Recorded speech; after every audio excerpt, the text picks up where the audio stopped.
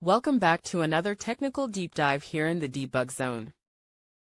Today, we're tackling a big question and breaking it down with insights from other users. Hopefully, this clears up some misconceptions and helps you get the answer you need. So buckle up, stay a little curious, and let's jump right in.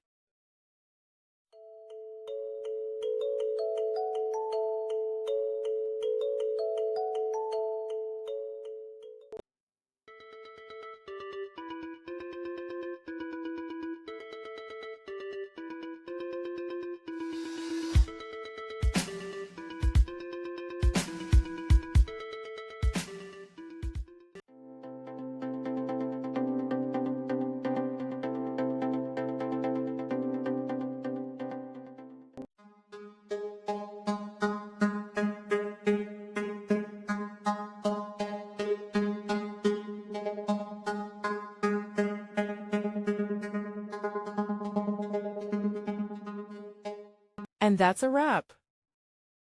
I hope you found the answer you were looking for. If you did, take a second to hit that subscribe button. It really helps out. And let me know in the comments which solution worked best for you. See you next time in the Debug Zone.